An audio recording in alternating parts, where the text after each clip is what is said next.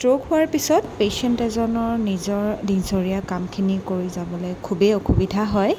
ইয়াত দেখা পাইছে এই পেচেণ্টজন আহিছে বোকাখাট অসমৰ পৰা। আৰম্ভণিত আহোঁতে তেওঁ নিজে নিজৰ ওজনটো লৈ এখোজ আগলৈ দিব নোৱাৰিছিলে।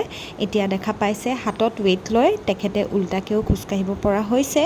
তেখেতে ষ্ট্ৰোক হোৱাৰ পিছত আমাৰ ইয়ালৈ 2 বছৰৰ পিছত ট্ৰিটমেণ্ট কৰাবলৈ আহিছে। বছৰৰ পিছত ট্ৰিটমেণ্ট কৰিলে কিছুমান ৰৈ যায়, কিন্তু তেওঁ আগতকৈ বহুতখিনিয়ে নিজৰ কাম কৰিব পৰা হৈ গৈছে। ইয়াত দেখা পাইছে তেখেতে 2খন হাততে ওজন লৈ বেক ৱাক কৰিব পাৰিছে। আপোনালোকৰ লগত এই ভিডিঅ'টো শ্বেয়াৰ কৰা এটাই উদ্দেশ্য, এটা এৱেৰনেছ ভিডিঅ' হয় ষ্ট্ৰোকৰ বাবে। ষ্ট্ৰোক হোৱাৰ পিছত পেচেণ্ট এজনে যিমান সোনকালে নিউৰ' ফিজিঅ'থেৰাপি এণ্ড ৰিহেবিলিটেশ্যন আৰম্ভ কৰিব সিমানেই সোনকালে নিৰাময় হৈ যায়। আমাৰ চেণ্টাৰখন আছে নগাঁও, অসমত।